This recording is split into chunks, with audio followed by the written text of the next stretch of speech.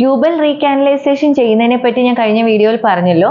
Tubal recanalisation ചെയ്തു കഴിഞ്ഞാൽ pregnancy ആവുമ്പോൾ ശ്രദ്ധിക്കേണ്ട ഒരു കാര്യം, എക്ടോപിക് പ്രഗ്നൻസിക്ക് ചാൻസ് കൂടുതലാണ്. അതായത് പ്രഗ്നൻസി ട്യൂബിൽ ആവാനുള്ള സാധ്യത കുറച്ച് കൂടുതലാണ്.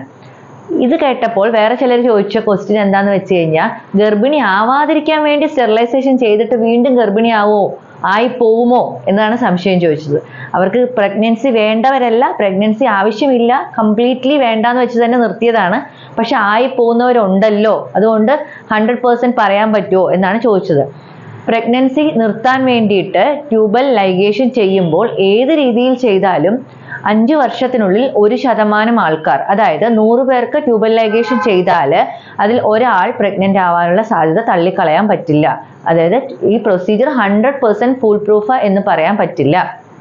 ഏത് രീതിയിൽ ചെയ്താലും അത് 1% 5 വർഷത്തിനുള്ളിൽ പ്രഗ്നൻസി ആവാനുള്ള സാധ്യതയുണ്ട്. അങ്ങനെ പ്രഗ്നന്റ് ആയി കഴിഞ്ഞാലും ട്യൂബൽ പ്രഗ്നൻസിക്ക് ചാൻസ് കൂടുതലാണ്.